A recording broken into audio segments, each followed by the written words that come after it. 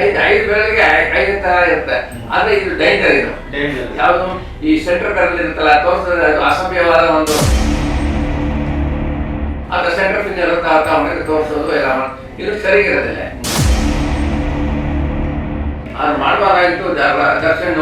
ಅದು ಬಹಳ ಒಂದು ಕೆಟ್ಟ ಒಂದು ಸನ್ನಿವೇಶ. ಅದು ವಿದ್ಯೆ ಇರೋದ್ರೆ ಏನಿಲ್ಲ, ಎಲ್ಲ ಅವಿದ್ಯಾವಂತರು ಇರ್ತಾರೆ. ಆ ಅವಿದ್ಯಾವಂತರ ಇದರಲ್ಲಿ ಏನಾಗುತ್ತೆ, ಇಂಥದ್ದೆಲ್ಲ ನಡ್ತಾ ಹೋಗುತ್ತೆ. ಸ್ನೇಹಿತರೆ, ದರ್ಶನ್ ಪ್ರಕರಣ ಕಾನೂನು ತಜ್ಞರು ಒಬ್ಬೊಬ್ಬರು ಒಂದೊಂದು ರೀತಿ ವಿಶ್ಲೇಷಣೆ ಮಾಡ್ತಾ ಇರುವಂಥದ್ದು. ಈಗಾಗಲೇ ಚಾರ್ಜ್ ಶೀಟ್ ಸಲ್ಲಿಕೆ ಆಗಿರುವಂಥದ್ದು. ದರ್ಶನ್ ಪ್ರಕರಣದಲ್ಲಿ ದರ್ಶನ್ಗೆ ಬೇಲ್ ಆಗುತ್ತೆ ಅಂತ ಕೆಲವರು ಹೇಳಿದ್ರೆ, ಇನ್ನು ಕೆಲವರು ಬೇಲ್ ಆಗೋದಕ್ಕೆ ಚಾನ್ಸ್ ಇಲ್ಲ, ಗಲ್ಲು ಶಿಕ್ಷೆ ಆದರೂ ಆಗಬಹುದು ಅನ್ನುವಂತ ಮಾತುಗಳು ಕೇಳಿ ಬರ್ತಾ ಇರುವಂತದ್ದು. ಜೊತೆಯಲ್ಲಿ ಈಗ ಹೊಸದಾಗಿ ಮತ್ತೊಂದು ವಿವಾದವನ್ನ ದರ್ಶನ್ ಮೇಲೆ ಎಳೆದುಕೊಂಡಿರುವಂತದ್ದು ಏನಂದ್ರೆ, ಅದು ಮದ್ಯದ ಬೆರಳು ತೋರಿ ಅಸಭ್ಯ ವರ್ತನೆ ತೋರಿರೋದು. ಸೊ ಈ ಎಲ್ಲದರ ಕುರಿತು ಮಾತನಾಡೋದಕ್ಕೆ ನಮ್ಮೊಂದಿಗೆ ಶ್ರೀಯುತರಾದಂತಹ ಸಂಗ್ರಾಮ್ ಸಿಂಗ್ ಸಾಹೇಬ್ ಇದ್ದಾರೆ. ಸೊ ಅವ್ರನ್ನ ಮಾತನಾಡ್ತೀನಿ. ಸರ್, ಈಗ ಮೊದಲಿಗೆ ದರ್ಶನ್ ಮದ್ಯದ ಬೆರಳನ್ನ ತೋರಿಸಿ ಅಸಭ್ಯ ವರ್ತನೆ ತೋರಿಸಿರುವಂತದ್ದು. ಹೌದಾ? ನಮ್ಗೆ ಐದು ಬೆರಳು ಇದೆ ರೀ. ನಮ್ಗೆ ಒಂದು ಇದು ನಾವು ಗೆಲುವು ತೋರಿಸುತ್ತೆ. ಹೌದಾ?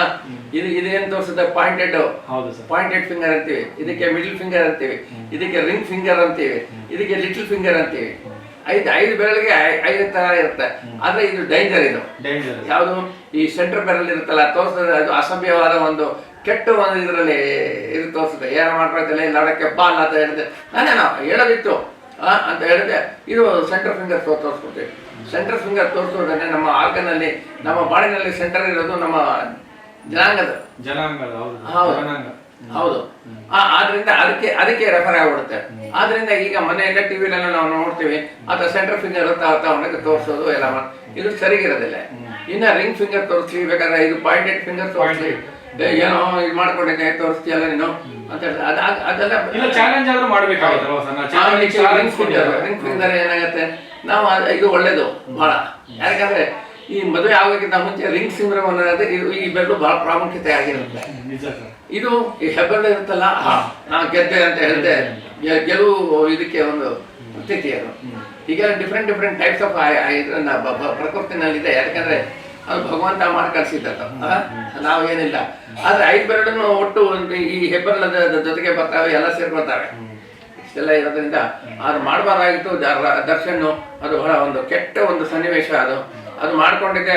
ಅದು ಟಿವಿನಲ್ಲೆಲ್ಲ ಬಂತು. ನಾವೇನ್ ಮಾಡಕ್ಕಾಗತ್ತೆ? ಅದು ಅವನ ಅಭ್ಯಾಸ ಇರೋದ್ರಿಂದ.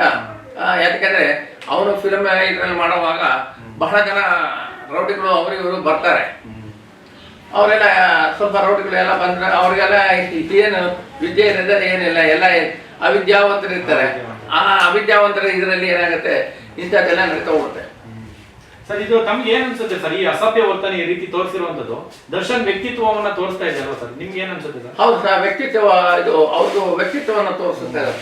ಏನಪ್ಪಾ ಹೀಗೆ, ಯಾಕಂದ್ರೆ ಆ ಒಂದು ಸನ್ನಿವೇಶ ಇರುತ್ತಲ್ಲ, ಯಾವುದು ಅವರು ಶೂಟಿಂಗ್ ನಡೆಯುವಾಗ ಸುಮಾರು ಈ ಅಸಭ್ಯತೆ ವರ್ತನೆಯಿಂದ ಮಾಡೋರೆಲ್ಲ ಎಲ್ಲೇ ಇರ್ತಾರೆ. ಎಲ್ಲ ಅವ್ರೇನು ಹೈ ಗ್ರೇಡ್ ಅವರು ಹೋಗಿದ್ದ ಚೀಫ್ ಮಿನಿಸ್ಟರ್ ಆಗಲಿ ಅವರವರೇ ಹೀಗಾಗಿ ಅಂತ ಇರೋದಿಲ್ಲ.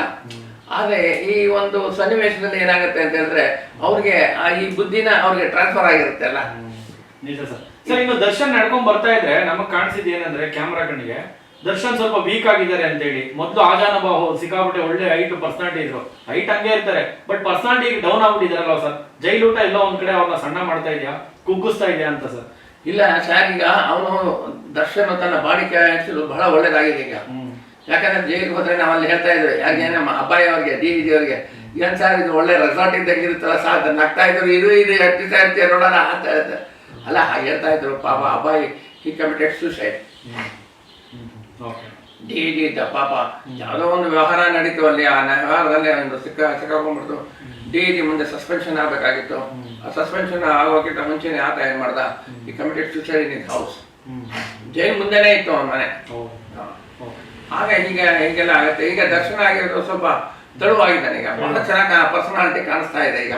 ಹೌದು, ಅಲ್ಲಿ ಕೊಡೋ ಊಟ, ಈಗ ಮನೆ ಊಟನೂ ಬರ್ತಾ ಇದೆ ಈಗ. ಚೆನ್ನಾಗಿ ಮೇಂಟೈನ್ ಮಾಡ್ಕೊಂಡೆ. ಯಾಕಂದ್ರೆ ಇನ್ನ ಒಂದ್ 2 ತಿಂಗಳ ನಡೀತದೆ ಬಿಡಿ, ಈಗ 100 ದಿವಸ ಆಗ್ಬಿಡ್ಲಿ, ಈಗ ಆಮೇಲೆ ಬಾಡಿ ಬರುತ್ತೆ.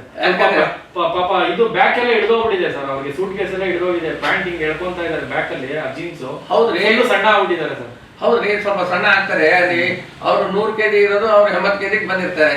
ಅದೆಲ್ಲ ಏನು ಜೈಲಲ್ಲಿ ಇರೋದ್ರಿಂದ ಇದೆಲ್ಲ ನಡೀತದೆ. ಹೌದಪ್ಪ, ದುಃಖ ಎಲ್ಲ ಇರುತ್ತೆ. ನಾನು ಇಷ್ಟೆಲ್ಲ ಇದರಲ್ಲೇ ಇರಲ್ಲ, ನಾನು ಅರಮನೆಯಲ್ಲಿದ್ದೇ ಇದ್ದಲ್ಲ, ಈಗ ಬಂದು ಜೈಲು ವಾಸ ಮಾಡಬೇಕು, ಕಾರಾಗೃಹ ವಾಸ ಮಾಡಬೇಕು ಅಂದರೆ ಅವ್ರಿಗೆ ಅನಿಸುತ್ತೆ ಸ್ವಲ್ಪ ಆ ದುಃಖದಲ್ಲಿ ಎಲ್ಲ ಫ್ಯಾಮಿಲಿಗೆ ಎಲ್ಲ ಬಿಡಬೇಕು, ಮಕ್ಕಳಿಗೆ ಬಿಡಬೇಕು, ಸಾಕತ್ ನಾಯಿನ ಅಲ್ಲಿ ಮಾತಾಡೋಂಗಿಲ್ಲ, ಎಲ್ಲ ಇದೊಂದು ದುಃಖ ಬರುತ್ತೆ ರಾತ್ರಿ ಹೊತ್ತು. ಅದೆಲ್ಲ ಆಯ್ತು ಸರಿ ಅಂತ ಬಿಟ್ಬಿಡ್ಬೇಕು. TV12 ಕನ್ನಡ, ಇದು ಕನ್ನಡಿಗರ ಧ್ವನಿ.